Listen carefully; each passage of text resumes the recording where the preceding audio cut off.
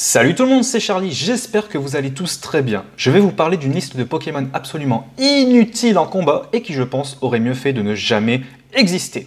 Mais je vais essayer de trouver un point positif à chacun de ces Pokémon, même si c'est pas évident, il faut bien l'admettre. Numéro 1, Love-Disc. Love-Disc, Pokémon rendez-vous. Oui, c'est pas moi qui l'invente. C'est un Pokémon en forme de cœur, et si un couple aperçoit un Love-Disc, eh ben, ils s'aimeront pour la vie. C'est tellement mignon que ça va me faire vomir. Bref, Love-Disc est un Pokémon en forme de cœur qui est inspiré du Gourami Embrasseur. Pokémon très faible de par ses statistiques, mais surtout qu'il ne possède pas d'évolution pour corriger ça. Pokémon à éviter ou bien le laisser en déco dans l'aquarium. Pokémon Ultra Soleil nous dit: il fut un temps où les gens le capturaient en masse pour s'approprier ses écailles en forme de cœur, supposées porter chance en amour. Donc en gros, pour pouvoir pécho, les gens les capturaient et arrachaient leurs écailles car ça portait chance. New Pokémon Snap nous dit: son corps en forme de cœur est tellement voyant qu'il fait de lui une cible facile pour ses prédateurs. Impeccable! En plus d'être inoffensif, il est ultra voyant et donc se fait bouffer facilement. Mais quel Pokémon incroyable! Pokémon Soleil nous dit: un Love-Disc esselé perd tout entrain et baisse sa garde. Le Béquipant n'attend que cela pour frapper. Et donc j'en profite de la définition du Pokédex pour terminer par son point positif, c'est qu'il nourrit les Béquipants. Et c'est très bien de nourrir les oiseaux. Pijaco, numéro 2. Pijaco ressemble beaucoup, de par son physique, à un inséparable, malgré que le Pijaco que l'on connaît a la gueule en forme de note de musique et une queue en métronome. Depuis, ça me perturbe quand Mélofée utilise métronome. Bref, inutile en combat car bien trop faible et toujours pas d'évolution. Qui a déjà eu un Pijaco dans son équipe sérieusement? À part me les briser dans Pokémon Donjon Mystère, il ne sert absolument à rien. Pas d'évolution et des stats lamentables, il reste moisi et inintéressant. Son point positif, allez, on va dire que c'est un des seuls Pokémon qui peut dire son nom quand il arrive en combat. Numéro 3, un Solourdo. L'apparence d'un Solourdo serait inspirée d'un étrange animal qui porte le nom de Tsushinoko. On ne sait pas si la créature existe réellement, bien que certaines personnes y croient. Son apparence est similaire à celle d'un serpent, en un peu plus petit et obèse. Un Solourdo est un Pokémon qui creuse dans le sol et possède deux petites ailes sur le dos. Et donc il est de type... allez-y, devinez, il creuse le sol, il a des ailes normales, tout à fait.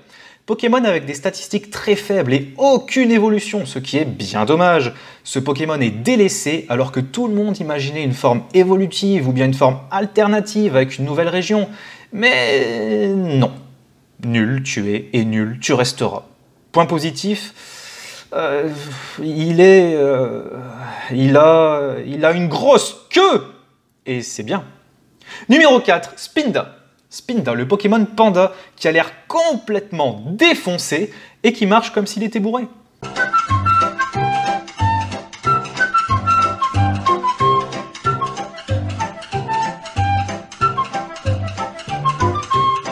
Encore un Pokémon sans évolution et avec des stats ultra moisies. Pas de vitesse, pas de PV, pas d'attaque, pas de défense. Un Pokémon absolument lamentable et à mettre aux oubliettes. Son point positif, c'est que chaque Spinda capturé est un Spinda unique, car ses tâches seront toutes différentes.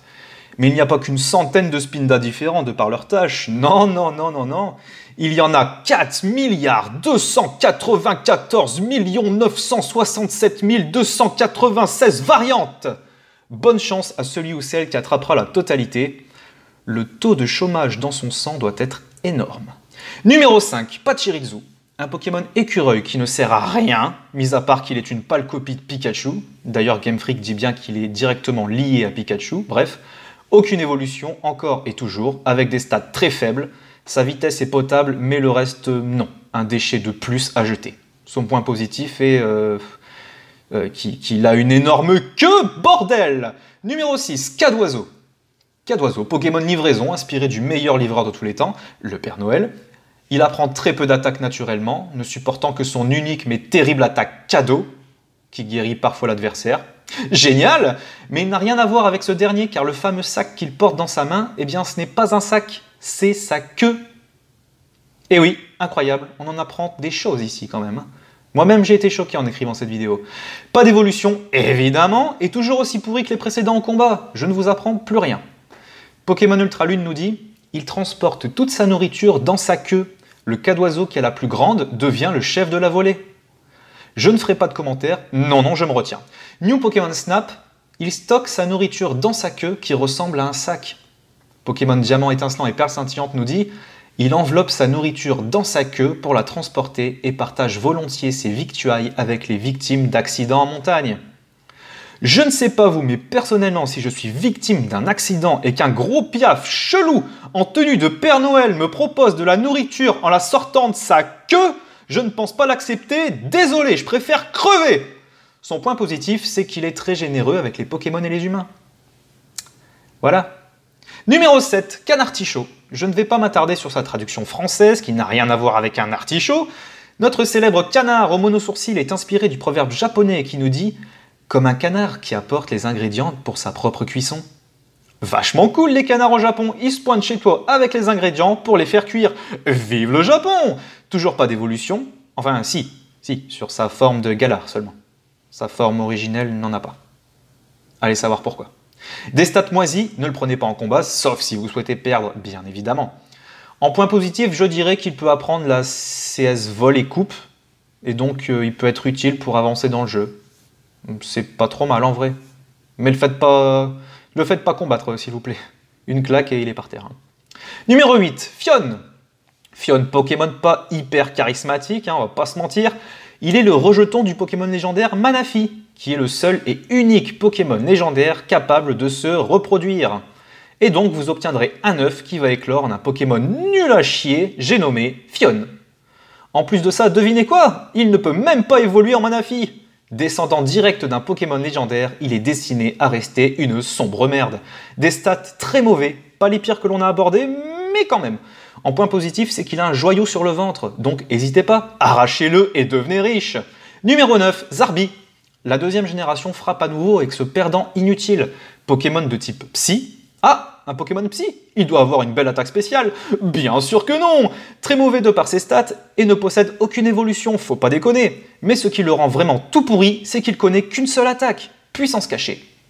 Ce n'est pas une attaque de fou, on va pas se mytho. Et les maîtres des capacités ne peuvent même pas lui faire apprendre d'autres attaques. Il existe 28 variantes différentes qui représentent l'alphabet entier, plus le point d'interrogation et le point d'exclamation. 28 créatures à capturer tout aussi pourries les unes que les autres. Mais c'est trop bien, merci Game Freak. Point positif, on peut écrire des trucs sympas en Zarbi, du genre ça. Je vous laisse déchiffrer, n'hésitez pas à faire pause. Numéro 10, eh ben non, il n'y a pas de numéro 10. Frustrant, hein? Voilà, je pense qu'il y a d'autres Pokémon moisis, mais j'en ai déjà présenté pas mal. Évitez juste ceux-là durant vos parties. Voilà. J'espère que la vidéo vous a plu. Le pouce bleu, partagez la vidéo, me ferait très plaisir. Et n'hésitez pas à vous abonner, ce serait parfait. Sur ce, j'espère vous revoir dans une prochaine vidéo. Prenez soin de vous et bye tout le monde!